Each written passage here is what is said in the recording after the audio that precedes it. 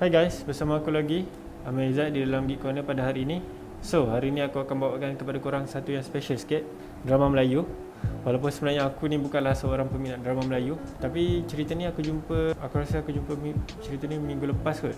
Ada orang post dekat Twitter kan, dia cakap cerita ni best, selain daripada yang lain kan. So aku pun bercadang untuk tengok lah cerita ni. Aku rasa drama ni dia keluar bulan 12 kot dekat TV3. Drama ni pendek je, dia ada 8 episod. Drama ni bertajuk Misteri Mona. So kalau korang tak tahu, Misteri Mona ni dia menceritakan tentang seorang perempuan yang namanya bukan Mona, nama dia Anum. So Anum ni dia ada masalah mental sikit. Dia ada seorang suami yang bernama Dr. Nadim. Dr. Nadim ni juga adalah psikiatris kepada isteri dia, kepada Anum tadi. Satu hari Dr. Nadim ni dia cari penjaga baru untuk isteri dia, Anum tadi. And then ada seorang budak ni, seorang fresh grad lah.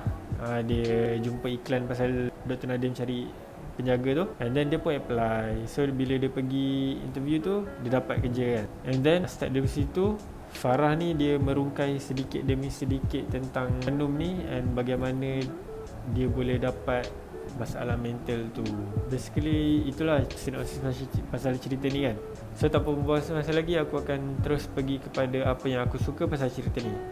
So pertama sekali, cerita ni bukan tipikal drama Melayu yang kita selalu tengok setiap hari tu.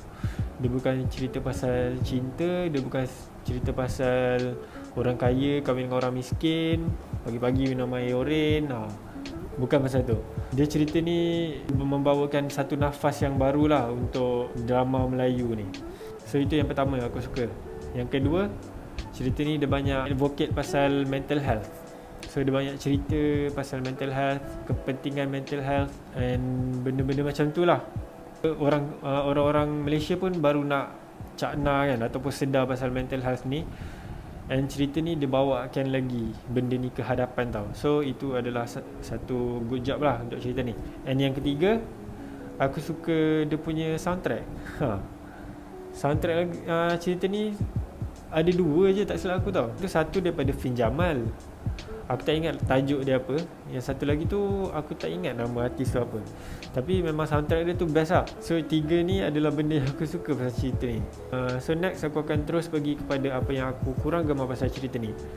So tadi aku cakap cerita ni bukan macam tipikal drama Melayu kan. Tapi cerita ni dia still ada vibe-vibe drama Melayu tu tau. Maksud aku adalah cerita ni dia macam ada pothole dekat sesetengah tempat dalam cerita ni tau. Bila aku tengok tu kan, aku tak tahu macam mana nak explain benda ni. Tapi bila aku tengok tu macam kenapa macam ni? Kenapa macam ni? Lepas tu bila aku tengok cerita ni kan, macam episod 1 sampai 4 tu kan, aku macam tak nampak lagi ke mana dia nak bawa cerita ni tau. Macam dia punya development episod 1 sampai 4 tu macam lambat sikit. Tapi bila start episod 5, 6, 7 tu macam okey lah. Dia macam okey kita dah boleh nampak dah. And then bila masuk episod 8 je, dia campak semua benda dekat episod 8 tu. Itulah bagi aku yang macam pelik sikit lah bagi aku. Aku rasa itu je kot point aku untuk apa yang aku tak suka pasal cerita ni. Next, aku akan teruslah pergi kepada verdict untuk cerita ni. Alright, sebelum aku nak bagi verdict ni, aku tahu ramai mungkin tak bersetuju sangat dengan aku atau mungkin marah dengan usaha aku. Tapi aku ada sebab untuk aku bagi cerita ni berapa rating aku kau. So cerita ni aku bagi 6/10. Okay, sabar 6/10 tu kalau korang fikir, sebenarnya bukan sikit tau. Pertama sekali, cerita ni adalah satu, macam aku cakap tadi, dia bawa satu nafas baru tau kepada drama Melayu ni tau.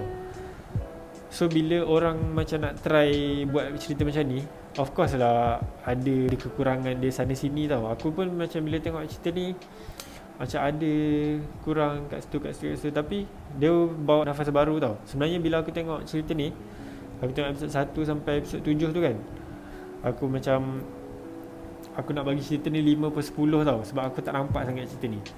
Tapi bila aku sampai episod 8 tu, yang aku cakap dia campak semua dalam episod 8 tu, dekat situ aku rasa macam okay, cerita ni sebenarnya bagus tau. Tapi macam aku cakap tadi, dia ada pothole sana sini. Lepas tu dia punya development tu agak slow daripada 1 sampai 4.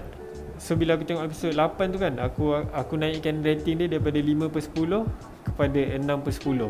Tapi sebenarnya 6/10 tu tak adalah teruk sangat, sebab dia bukan tipikal drama Melayu. Dekat situ je aku akan stop untuk review aku pasal drama Misteri Mona ni. Aku suka tau bila cerita macam ni dibawa ke hadapan tau. Sebab kita cerita-cerita macam ni kita tak nampak setiap hari tau. Ini pendapat akulah sebagai seorang penonton kan. Kalau nak industri ni maju, cerita-cerita macam ni lah yang dibawa ke hadapan. Sebab kalau kita fikirkan kan, macam drama yang biasa kita tengok, bukan drama lah, drama ataupun filem, memang common yang kita tengok adalah cinta, pertama sekali. Yang kedua, lawak. Yang ketiga, hantu. Kalau tak pun kau tengok ada cinta lawak, ada lawak hantu. Macam tu je lah. Kalau kita tengok industri kat Malaysia ni kan, banyak filem ke drama memang kebanyakannya macam tu. And bila drama-drama macam ni yang datang depan, memang aku nak tepuk tangan lah. Cerita-cerita macam ni kan, aku rasa tak banyak tau dekat dalam negara kita. Ataupun mungkin aku tak tahu ke. Contoh pertama sekali adalah Gantung The Series. Kalau korang pernah tengok, itu lama gak cerita tu. Cerita tu agak famous juga dulu. And then Fly By Night. Fly By Night tu, itu memang sangat best movie lah. Fly By Night tu movie sangat best. Yang ketiga, kita ada Talent Time, filem daripada Allahyarhamah Yasmin Ahmad. Talent Time sangat best. Kita ada Muhsin. Aku rasa ada beberapa lagi lah yang aku tak sebut kat sini. Kalau aku sebut list satu-satu kan panjang sangat pula. Dan cerita-cerita macam ni kan, dia tak datang selalu tau. Tapi bila dia datang, kita tengok tu, kita rasa macam wow, kenapa dia orang tak bawa cerita-cerita macam ni lebih awal kan. Bila aku tengok Misteri Mona ni kan, aku baca komen dia, sebab aku tengok kat YouTube kan, aku baca komen dia, ramai yang puji tau. Ramai yang puji director dengan script writer dia sebab bawa cerita macam ni. Untuk masa depan, aku harap start 2021 ni kita bolehlah nampak lebih banyak drama-drama yang macam ni ataupun movie-movie yang macam ni. Itu adalah sedikit sebanyaklah rant daripada aku. And dekat situ je lah aku akan stop video ni. Macam biasa, terima kasih kerana tengok. Jangan lupa like dengan share guys. Terima kasih lagi sekali. Jumpa lagi dalam video akan datang. Bye guys. Peace.